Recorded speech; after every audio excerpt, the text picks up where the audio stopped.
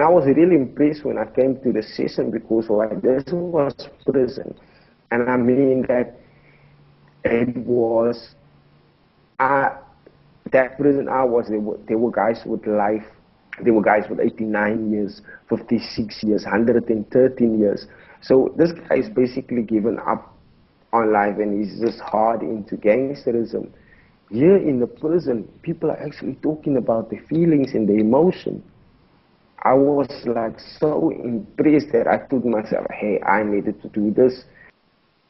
I'm Telana Simpson, and today I'm learning from Franklin Esau, once a gangster and convicted criminal who has turned his life around and today touches people with his kindness and guidance around understanding ourselves and our emotions to live a more authentic life of value. Let's talk communication.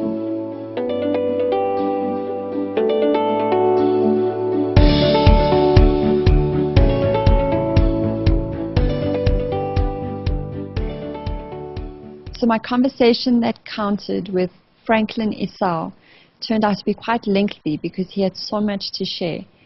So please, if you have not heard part 1, please have a listen to that. And this is part 2.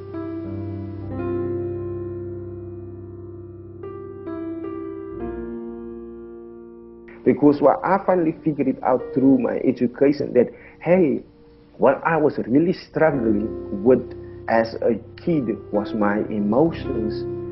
And here I found a group of people inside of prison and they're busy exploring their emotions, they're busy sharing their feelings. And I was like, well, I can be part of this.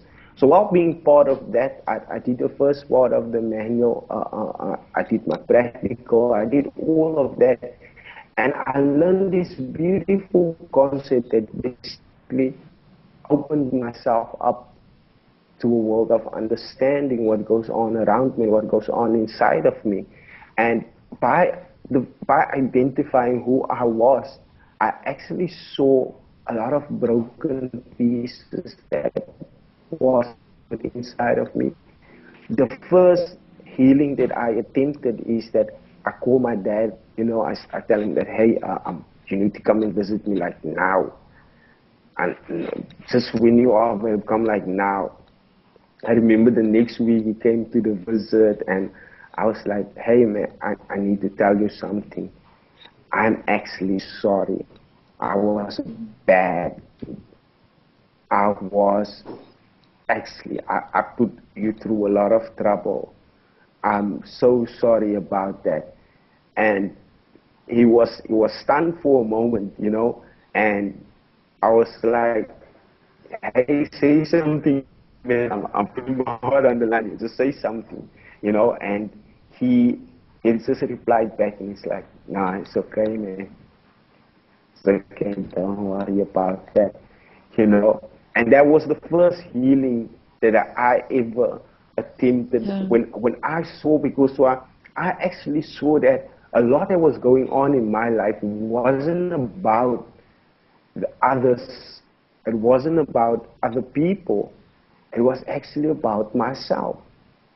And the way I reacted to all of the situations, the challenges that I went through, it was the way I reacted. And along came more healing, you know. I asked forgiveness to my mom, you know. What was difficult though, that I had to find a way to find healing for myself in order for the murder that we were involved in, you know. And I thought to myself, hey, should I reach out to the folks or what should I do, you know? But I went on a religious spot and I actually found healing for myself in that situation. And it's still not, I still get a little bit emotional when I share about that, but it's something that I found healing with for myself, you know. A lot of aspects in my life, you know. I remember the first time that we were busy graduating, and I told Karina was speaking this the soundness, you know, about the type of person that you are and what you represent yourself, how you represent yourself. And I used to tell her that I can't change my music. My music about alcohol, drugs, women. If my music is explicit, you know. And she told me that she just okay. And I was like, is that all I get? Because I expected like a debate or something. And I remember that while I was busy there, I was actually in 1 month, I I have written a whole, you could say that's an album of songs, both vocally and lyrically, you know. And I came to her with this one song, and she's like, wow, look who's changing now. And the song was so, it was so wonderful, is that I used all of the concepts that helped me discover more in that song. It wasn't about explicitness, wasn't about drugs, wasn't about alcohol, wasn't about, it was actually for the first time that I saw a flow in my journey. And I remember when Karina asked me the question, what brought the change about? I told her, you know what, as I'm busy also with other parolees, you know, so parolee support and all of guiding others in the program. For each individual is different, but definitely what is critical and how the manual helped me is that in the first part, I've discovered who I was, my past. I actually discovered my past because why? In my life, I've seen my past. I have experienced my past, but I haven't discovered my past because why? I needed to discover what was that young boy that couldn't deal with an emotion. What was that young boy that couldn't handle his mom saying no? What was that young boy that couldn't deal with a manual of school getting lost? You know, that was all the discoveries I had. And I discovered that there was a lot of fear, you know, was a lot of beliefs, there was a lot of concepts that I hold on to that I thought wasn't true, that I thought that that was the way of life. And once I've discovered that, I had a clear identity of who I was. I even remember that I never knew that all of my engagement with friends and with those around me was because of the lack of attention. I never in my life had a problem with making friends, with having friends. I was always famous. I was always known. I was always people. If someone can say my nickname, I know he says there, isn't it the guy from Elsies River? And I never knew that what inspired me actually to engage with others was the lack of attention.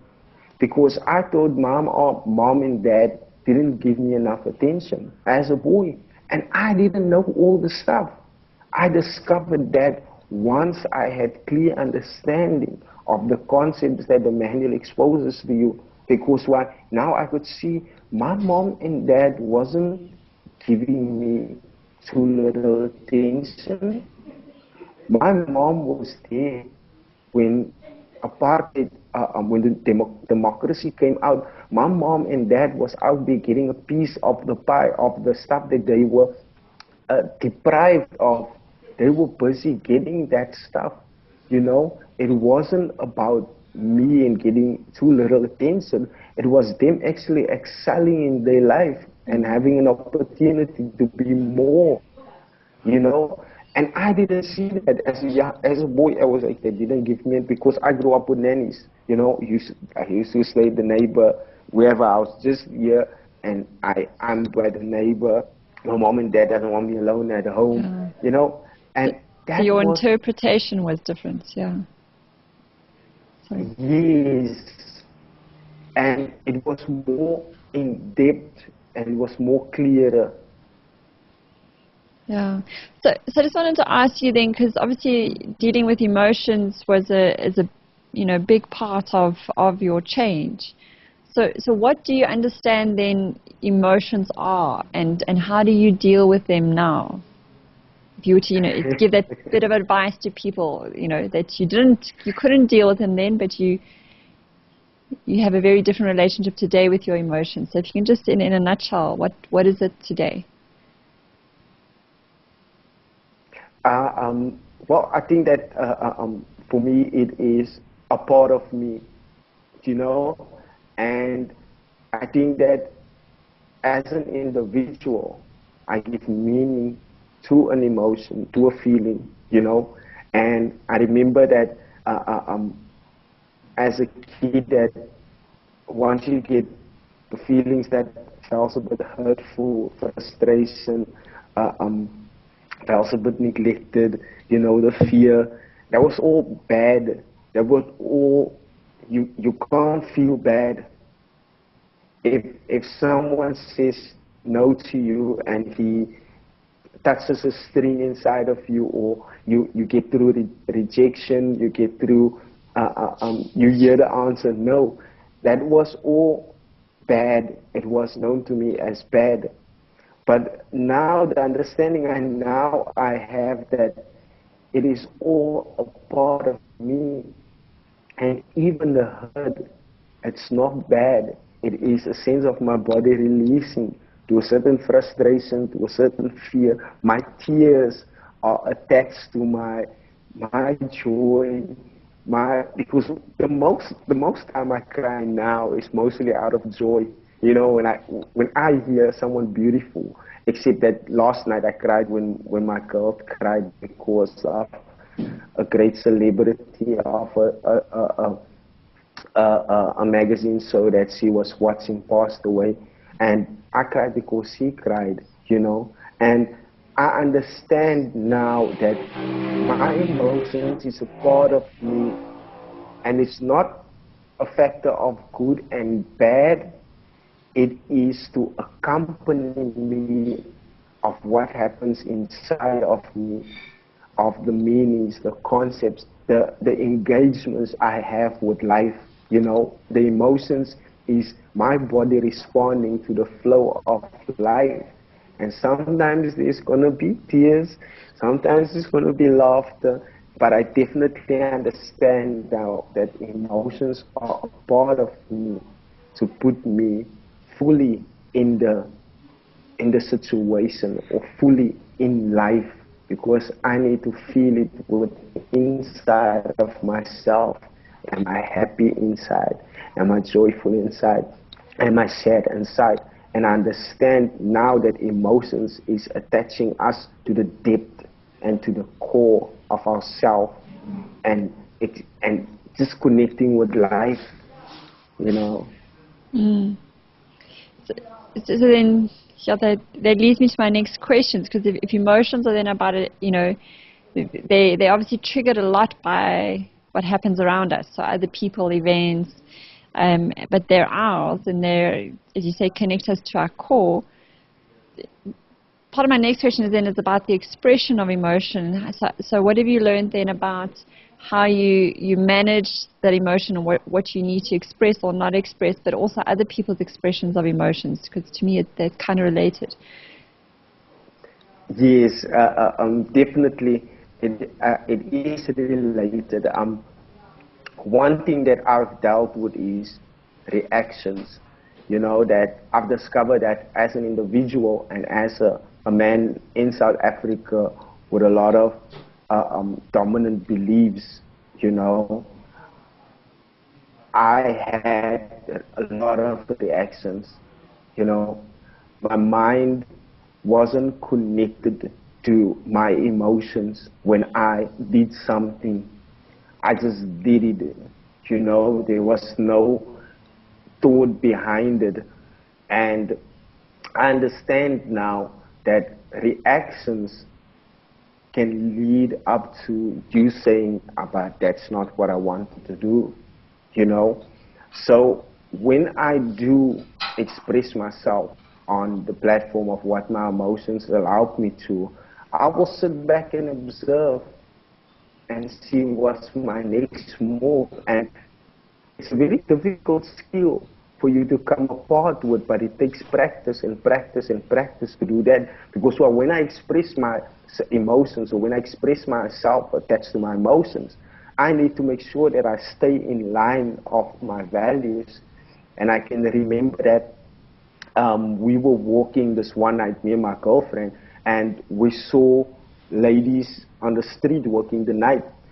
And my girl was like, oh, but why did they do that? Don't they feel shameful? And there was a lot of release from her about that kind of actions, you know. And I told her, you know what? I wouldn't have you standing there, or I wouldn't have my daughter standing there, or one of my family standing there. But I do accept that there's a choice you make in life. And you as a grown individual, if you chose that choice, by all means, I'm not going to stand in the way. I'm just telling you, I don't approve of that you standing there.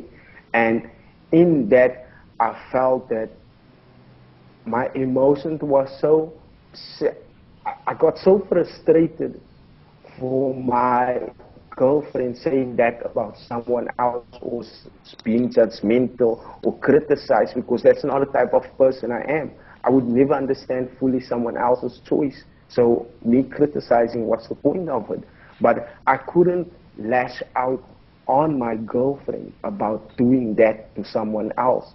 I had to stay in my line of my values and just explain myself what I would do in a situation like that if I would see someone doing that. You know, so by all means, when I express my emotions, I make sure that I stay in line of my values. And values is a very strong thing that you need to build in life, because you need to decide that, will I do that?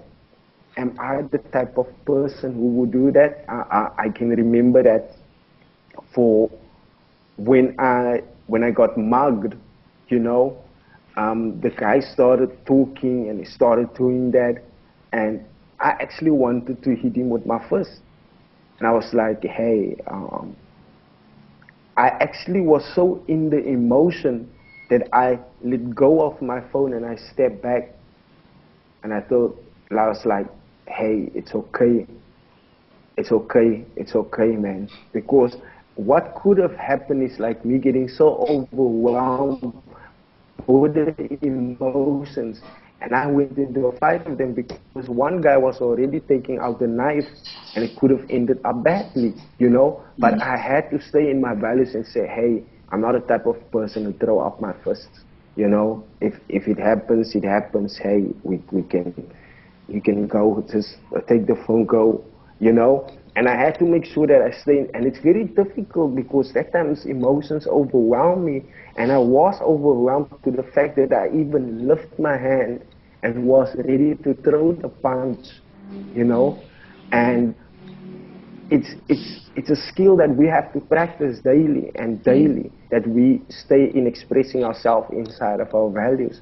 But it's no perfect, there's no perfection towards it, because I remember this one time I was having with one of the sliding operators in the taxis, and I told him, but I asked you so nicely, are you going this direction? Why are you taking me to another direction? And the guy started swearing at me. It's like, hey, you don't say it. And I'm like, hey, this is my money. I want to travel here, so I get to decide in which taxi I come. So you can't say you're going that direction and goes to another direction. Otherwise, I wouldn't have stepped. And the guy gets really violent to the fact where he punched me. And it was just, I realized when I was getting back in the taxi, hey, me and this guy just fought. And we were fighting, and people were breaking us up. And when I got back in the taxi, and I was, hey, I really actually fought with this guy. And when I came to my destination, I actually just sat down and I cried because while I went out of my values, I allowed my emotions to overwhelm me and did something that I would never do, because I would never lift my hand to the next individual. That's the values and that's the platform I built myself on. And it was so hurtful to me that I even crossed that line. So there's no perfection towards it. But each and every day, I do practice it. I do practice it. So it sounds like every day is about making that decision then to stick and stay with your values, having now got in touch with what they are and decided about it. Because a lot of your story is about, it sounds like making choices, and choices is making a decision. So just, is there anything else that you can add around how you make decisions today that's different to how you made decisions when you were in a gang? I think that the best, I think that not what I have now, but what surrounds me now. I have a beautiful, it actually takes some time to say this, but I have a beautiful fiance. We're getting married in December, you know, and I'm still calling her my girlfriend, but I will get used to it. And I have a daughter, I have a family, and the stuff that surrounds me now, I always think about it is that, is this going to put me in the next moment? Because while there's certain roles I have a role as a son, I have a role as a fiance, I have a role as a father, I have a lot of roles, and one role won't contradict the others if you do it out of pure authenticity, if you do it out of your core, you know. And whatever I make a choice, I was like, hey, is this gonna, like, am I gonna mess up here? Is this gonna affect this? Is this gonna affect that? Like I tell most of my family members that, hey, if you don't want me to say something to the next person, don't tell me. Don't say it, because I might slip up. Because if I know something that would be helpful to the next person, then I'm not going to keep it. If you ask me, don't tell that person. Because I need to make a choice in that, what do I do now puts me in the next best moment, you know? And there is that, to a sense of maturity that we have. We do understand that the choices that we make that wouldn't put us in the next moment, the next best moment, it would put us into more challenges and more challenges. Like I told my, for a while, at that time when we started dating and when we started to move in together, and Susan used to tell her family, and while her mom came and visited, and her mom was all bright about it, and she would then cover it up with a lie. And I'm like, you don't understand lies, right? And she's like, what do you mean? One lie needs another lie, and another lie needs another lie. And that's what I base my decisions on. If I chose today to go and beat someone up, tomorrow I need to do a different kind of crime in order to cover that up. And then I will do another crime to cover that up. And then it's a whole web that you are caught up in. So I understand that now about my decisions. So whenever I'm making a decision, I need to make a decision that doesn't capture me, that doesn't imprison me. It must be a decision that sets me free or that puts me in a line with my center, with being happy, with being joy. Yes, there are sometimes decisions that you're going to make that is not so joyful, but it is a part of your journey, because a couple of days ago, I actually had to make my fiance cry, you know, and I went to the family and I said that we are actually living together. And she cried because she grew up in a background where that's not right, you shouldn't do that, you shouldn't do that, you know. And she cried, and I was there, I cried with her. I felt really sad for her, but I felt that this is what we should do in order to find peace, you know, find the serenity, you know, out of our decision, you know. And yes, there will be decisions that you will make that is accompanied with tears, but for me, it's all about, do I imprison myself with my choices?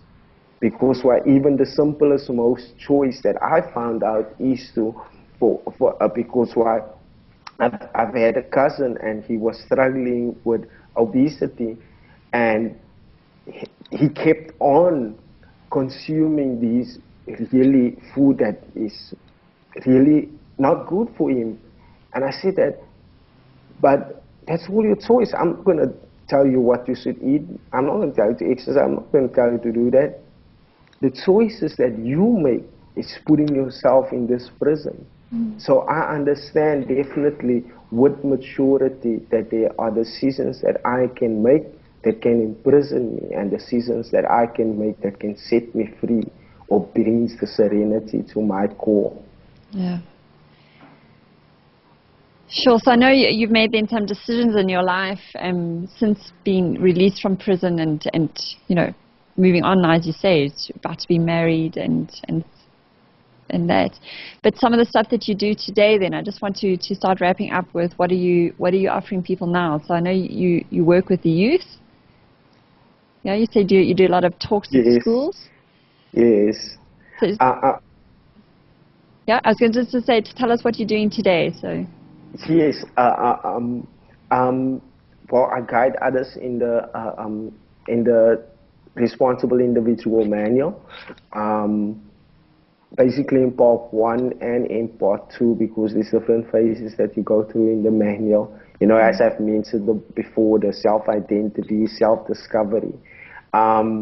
Yes, I work with the youth in the community. You know, I've seen a lot of the kids having talent and using it differently, where they can actually make a career out of what they are doing, you know. So I'm basically guiding them also in their talent, you know. Yes, I'm guiding others. I'm guiding others in community projects. There is this one lady who is the principal of a education center. There's this one guy who has a car project. I'm actually meeting them on Sunday, and we are actually going to, what do they call it? A drafting. We are actually going to drafting, where cars are going to do a lot of funny stuff with the cars. But yes, and there's one guy who also have a beautiful project. He is busy with teaching ballroom to the kids, you know. So I'm involved with the guidance, the overview of projects, you know. I'm guiding the youth, and I'm busy setting up actually my own music album. Although right now we're busy setting up the compilation for different artists. I'm busy setting up also another album for one beautiful individual, actually a minister who is having a sideline music talent inside of himself. Yes, so that's basically what I'm busy with. Great. So how can people then get hold of you if they would like to, you know, ask you to coach them? Because that's what I hear you do, the facilitation of the journey.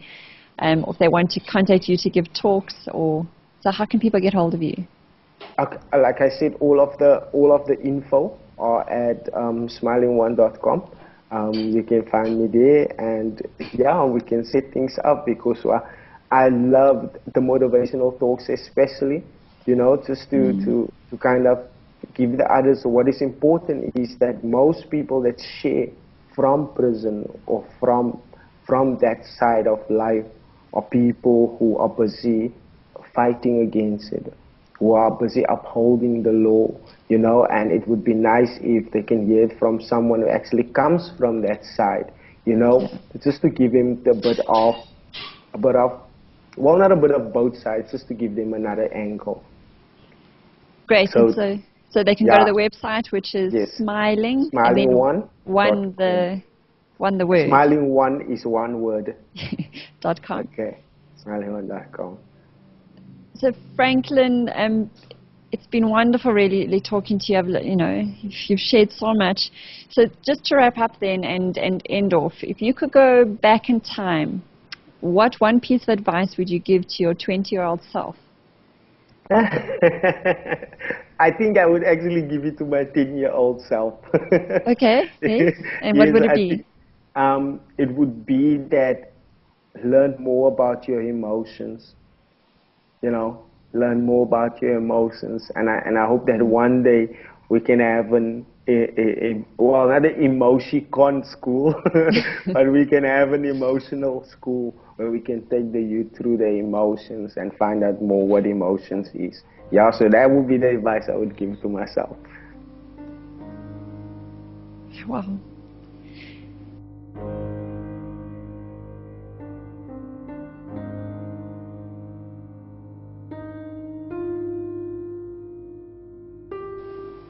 I'm Telana Simpson, and this has been Let's Talk Communication. For more details, find my website or follow me on iTunes and YouTube.